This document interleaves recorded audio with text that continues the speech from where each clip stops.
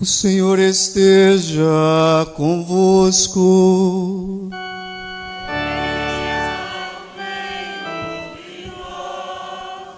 Proclamação do Evangelho de Jesus Cristo segundo João. Glória a vós, Senhor.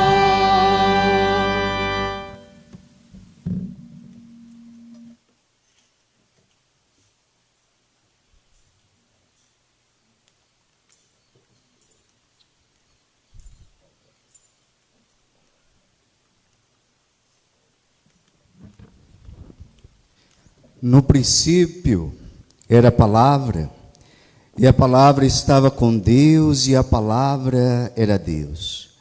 No princípio estava ela com Deus, e tudo foi feito por ela, e sem ela nada se fez de tudo que foi feito. Nela estava a vida, e a vida era a luz dos homens. E a luz brilha nas trevas, e as trevas não conseguiram dominá-la. Surgiu um homem, enviado por Deus. Seu nome era João. Ele veio como testemunha para dar testemunho da luz, para que todos chegassem à fé por meio dele. Ele não era luz, mas veio para dar testemunho da luz, daquele que era a luz de verdade, que vindo ao mundo ilumina todo ser humano. A palavra estava no mundo, e o mundo foi feito por meio dela, mas o mundo não quis conhecê-la. Veio para o que era seu, e os seus não a acolheram, mas a todos que a receberam, deu-lhes capacidade de se tornarem filhos de Deus, isto é, aos que acreditam em seu nome, pois estes não nasceram do sangue, nem da vontade da carne, nem da vontade do varão, mas de Deus mesmo. E a palavra se fez carne e habitou entre nós, e nós contemplamos a sua glória, a glória que recebe do Pai como Filho unigênito, cheio de graça e de verdade. Dele, João dá testemunho clamando: este é aquele de quem eu disse, o que vem depois de mim passou à minha frente, porque ele existia antes de mim. De sua plenitude todos nós recebemos graça por graça, pois por meio de Moisés foi dada a lei, mas a graça e a verdade nos chegaram através de Jesus Cristo. A Deus ninguém jamais o viu, mas o unigênito de Deus que está na intimidade do Pai, ele nos deu a conhecer. Palavra da salvação. Glória a vós, Senhor.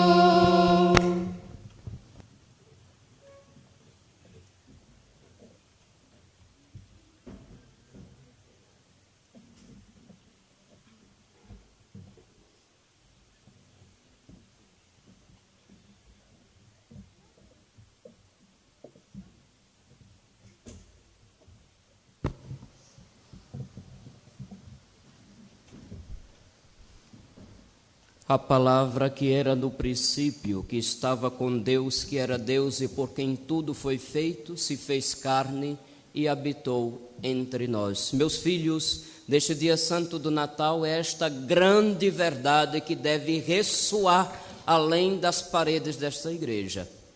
Quem é o menino que nasceu? Quem é o menino que vai se sujeitar a todas as limitações da nossa natureza? É Deus eterno. É o Filho, a segunda pessoa da Trindade. Deus que, sendo Deus, sem deixar de ser Deus, esvaziou-se, aniquilou-se, tomou a condição de escravo, se faz em tudo semelhante a nós, menos no pecado, mas estará sujeito a todas as nossas limitações. Meus filhos, não é nenhuma novidade aquilo que eu já tenho dito em cada ano neste período de Natal. 3 motivos básicos por que Deus faz isso.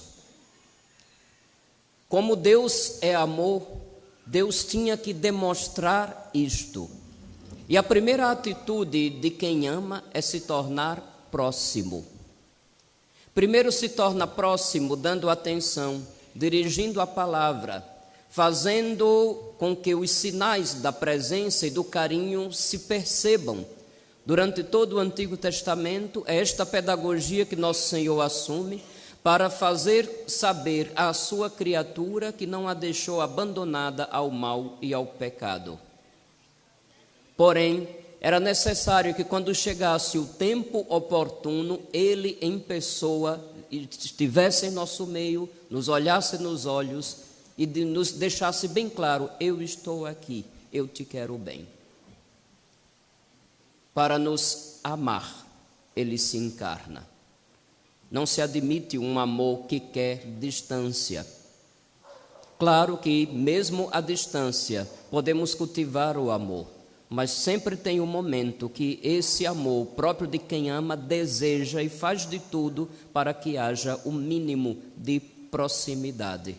E no caso de Deus não foi o mínimo, foi o máximo. Ele não veio a nós com o seu esplendor de divindade, mas veio a nós na simplicidade frágil da nossa natureza. Para nos amar, o Verbo se fez carne e habitou entre nós. Para nos salvar, o Deus eterno, que não pode ser sujeito a nenhum tipo de limitação, sofrimento e menos ainda ser sujeito à morte, assume a natureza sujeita a tudo isso. Porque um dia Ele irá cancelar aqueles sacrifícios que eram apenas um anúncio, uma preparação da uma realidade maior que Ele próprio haveria de levar a cabo. Era necessário cancelar o derramamento de sangue de qualquer sacrifício, não apenas dos judeus, não apenas dos hebreus, mas de qualquer cultura, em qualquer época da história humana. Era necessário que Ele viesse dizer: não são holocaustos nem vítimas que me agradam. No meu corpo, eu tomo para mim tudo aquilo que vocês colocaram no corpo de uma vítima de sacrifício, derramando sangue sobre seus altares. Para nos salvar, Ele veio. Cancela-se, portanto, os sacrifícios que eram apenas sombra e oferece o sacrifício perfeito. E institui uma forma deste mesmo sacrifício se perpetuar ao longo da história. Em cada Santa Missa sabemos, ou pelo menos deveríamos saber muito bem, onde estamos e por que estamos aqui. Para nos ensinar, não saberíamos nada nem sobre Deus, nem sobre nós, se o próprio Deus não se dignasse revelar. Se Deus não fala, se Deus não se comunica, o que saberíamos? Nossa vã filosofia daria voltas e voltas e mais voltas, mas jamais conheceria a verdade sobre nós mesmos. Não é à toa que teve um poeta que diz que existem mais coisas entre o céu e a terra do que imagina a nossa vã filosofia.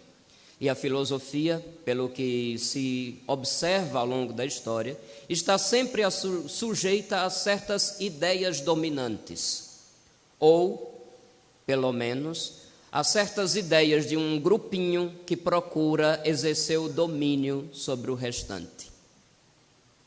Havia um tempo em que a filosofia, tendo contato com a verdade que Deus revela sobre nós, tinha uma fonte de onde beber. Mas desde quando a filosofia rejeitou esta fonte da verdade de onde beber, o ser humano parece completamente perdido, à mercê de ideologias de grupos pequenos que colocam suas loucuras como padrão ou como novo padrão para todo mundo.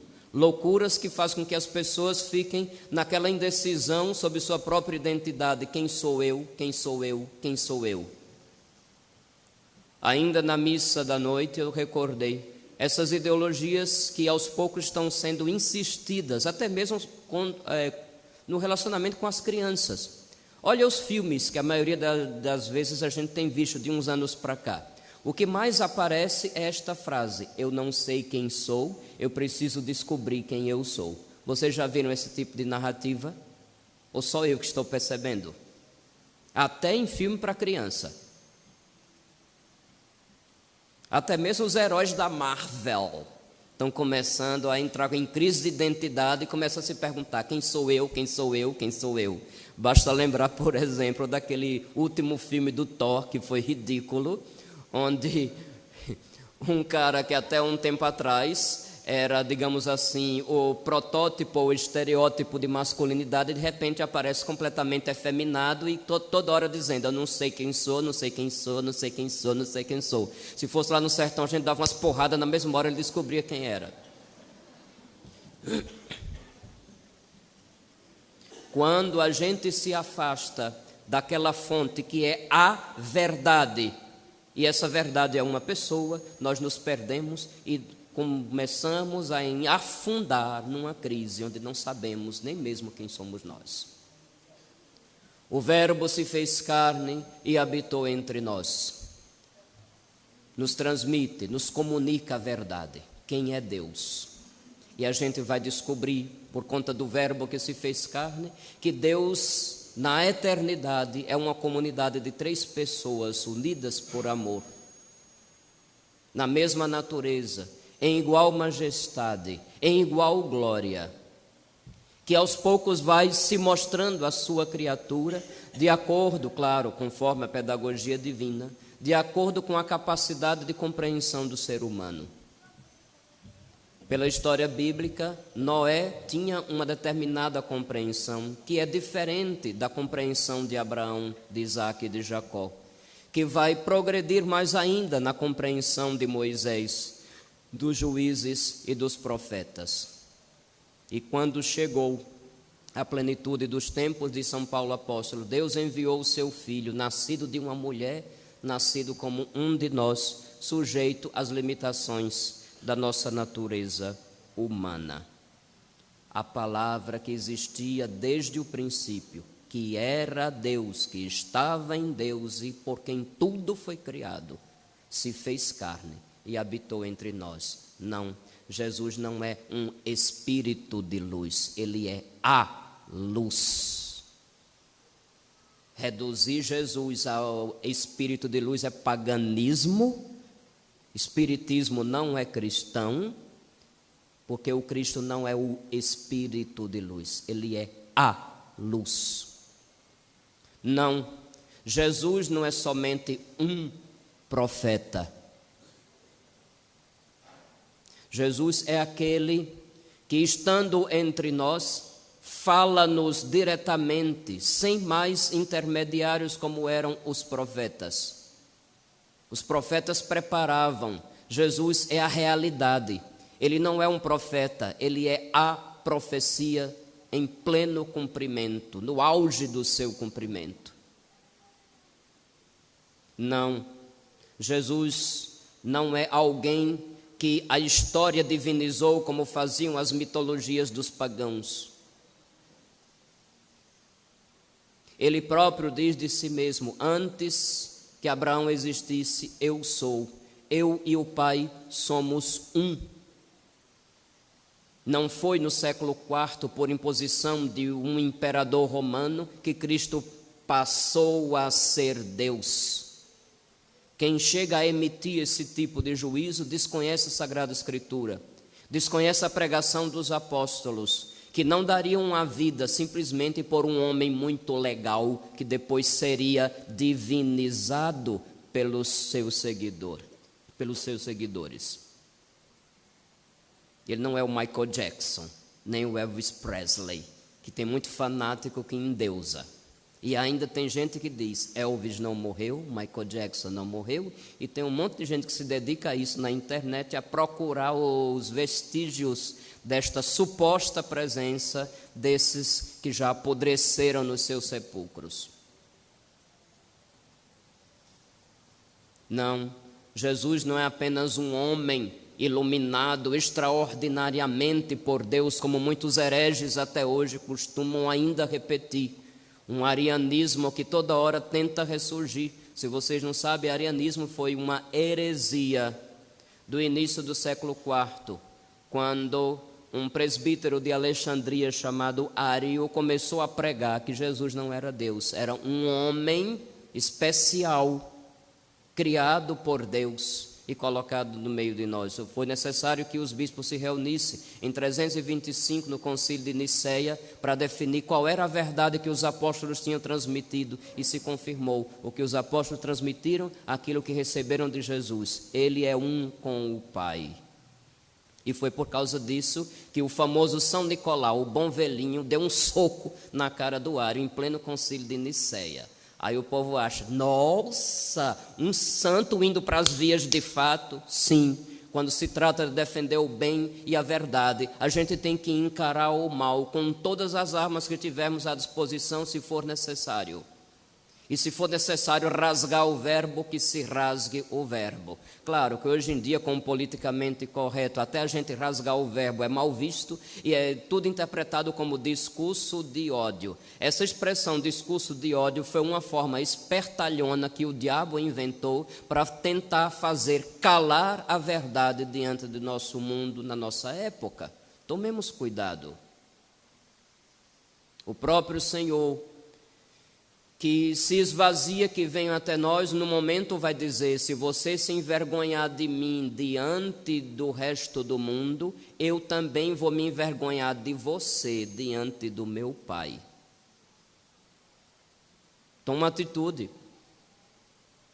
O Verbo se fez carne e habitou entre nós. Quem é o menino que sorri nos braços de Maria, a quem os anjos vieram saudar em meio à noite fria?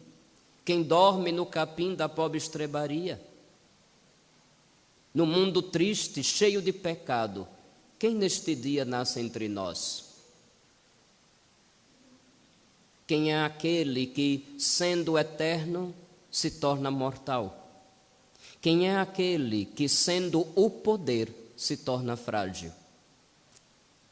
Quem é aquele que, sendo o pão, vai se sujeitar a passar fome? Quem é aquele que, sendo a fonte, vai sentir sede? Quem é aquele que, sendo a justiça, vai sofrer na mão dos injustos? Quem é aquele que, sendo amor, vem a um mundo sem amor, mas ao mesmo tempo de um jeito tão terno, que só quem for uma pedra diante de um menino recém-nascido é que vai ficar impassível, sem sentir nada. Até o cabo mais duro, diante de uma criancinha, vai querer fazer alguma coisa para ganhar um sorriso.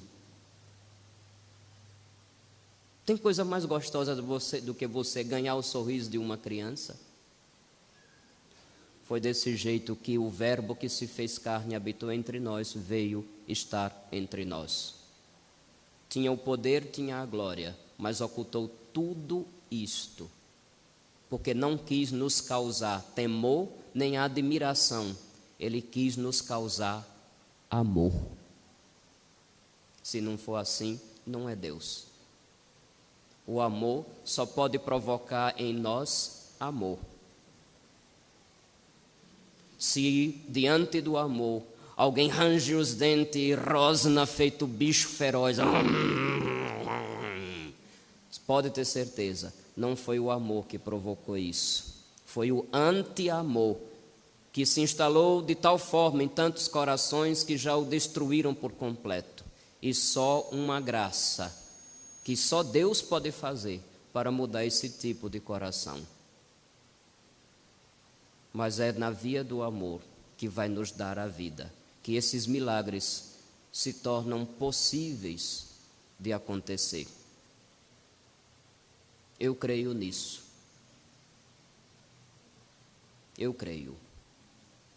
E é justamente por eu crer nisso que muitas vezes a gente acaba se expondo a ser taxado de besta. Que nada, você deveria pegar logo o cajado e meter na cabeça daquele infeliz que não vale um conto. A vontade humana é esta. Mas se a gente crê num Deus que assumiu um caminho de amor e de misericórdia, por que não dar uma chance ao outro? A gente vai precisar ensinar, admoestar, corrigir. Tudo isso será necessário. Mas a melhor atitude de quem crê é dar uma chance àquele amor que é Deus e que pode chegar à consciência e ao coração de cada um. A palavra que estava no princípio, que existia no princípio, estava com Deus e era Deus, e por quem tudo foi criado, se fez carne e habitou entre nós. Ninguém nunca viu a Deus, porque Deus é Espírito, mas Deus se tornou visível quando nasceu numa carne como a nossa. Não é à toa que São Paulo apóstolo vai dizer que Cristo é a imagem do Deus invisível. É por esta lógica que a igreja adota a pedagogia das imagens. Quem não entende isso, acha que a humanidade é chamada por Deus a ser anjo, aí anula todas as imagens com a desculpa que estamos sendo idólatras. Isso é ignorância. Cristo é a imagem visível de Deus invisível. O próprio São Paulo fica indignado quando os gálatas, ouvindo a pregação judaizante igual de algumas seitas protestantes de hoje em dia, já naquele tempo, ele vai fazer um lamento: ó gálatas insensatos, quem vos seduziu, a vós, diante de quem foi desenhada a imagem de Cristo? Não é de agora, meus filhos, essa luta. O diabo não se contenta quando olha para nós e vê alguma coisa da imagem de Deus. Ele quer manchar, ele quer anular essa imagem de qualquer jeito. Nós que cremos na disponibilidade daquela graça que só Ele nos dá, e nos dá de forma objetiva através dos sinais que Ele confiou à igreja, que nós chamamos de sacramentos. Através da graça recebida nesses sacramentos, nós nos tornamos capazes de resplandecer esta imagem da palavra que se faz carne também hoje, em 2024, que habita entre nós também hoje, em 2024. Se com auxílio da graça nos disponhamos a cumprir o mínimo, esse mínimo de abertura pode ser aquela pequena porta ou janela aberta para que o esplendor de Deus transborde em nós e através de nós, para que o mundo que ainda vive triste nas trevas tenha um pouco de luz. O menino frágil é o Deus grande que tomou este caminho, não o do poder, mas o do amor, para nos provocar amor. Não vamos ficar indiferentes. Para nos amar, Ele quis ser de verdade o nosso próximo.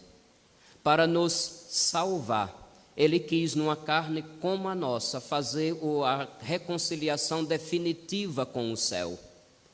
Para nos ensinar não apenas uma doutrina que pode ser posta por escrito, mas nos ensinar quem é Deus e quem somos nós. Ele vem viver uma vida como a nossa. Porque, meus filhos, é só no exemplo vivido que se demonstra quem é Deus. E que se demonstra também quem somos nós, uma vez que dizemos que fomos alcançados pelo Senhor e que temos Ele no nosso coração. Se o seu exemplo, se o seu estilo de vida não demonstra isso, o que está fazendo aqui? Qual é o seu intuito em vir à igreja sempre? A palavra se fez carne e habitou entre nós. A palavra continua se fazendo carne. Se eu creio nesta palavra, se eu ponho em prática o que aprendi desta palavra, ela se encarna de novo em mim e em você. Se disponha. Se disponha. Para que agora você seja instrumento desta nova encarnação do Senhor, que constantemente quer estar no meio de nós, habitar entre nós. Não precisa ter dons extraordinários, não precisa ter o poder de arrebanhar multidões, não precisa nem mesmo cultivar redes sociais para ter trocentos seguidores. Precisa que você comece com o mínimo, a começar de dentro de casa. Você pode não ter milhões de seguidores, mas se com o mínimo você levar a sério esta palavra que se encarna, sem você se dar conta, Deus terá em você um instrumento para chegar ao coração de quem você sequer imagina. Nós nunca sabemos quando estamos dando testemunho. Preparamos algumas coisas, preparamos palavras, preparamos a nossa roupa, preparamos a nossa aparência, preparamos até mesmo a saudação de um bom dia, boa tarde, boa noite, tudo isso nos preparamos. Preparamos a nossa cara, que quando não está bonita a gente bota um óculos escuros para não mostrar as orelhas, as olheiras, melhor dizendo. Preparamos um monte de coisa para que o outro, estando, tenha uma imagem de nós. Mas a imagem de Deus é uma parceria. É Deus em nós e a abertura do nosso coração para com Ele, que vai fazer com que a gente transmita ao outro a imagem dEle. Se disponha. Um feliz e santo Natal a todos vocês. Que seja mesmo a festa de Deus que se encarna. Se encarnou em Maria na história, mas hoje também deseja se encarnar na minha e na tua vida. Louvado seja nosso Senhor Jesus Cristo.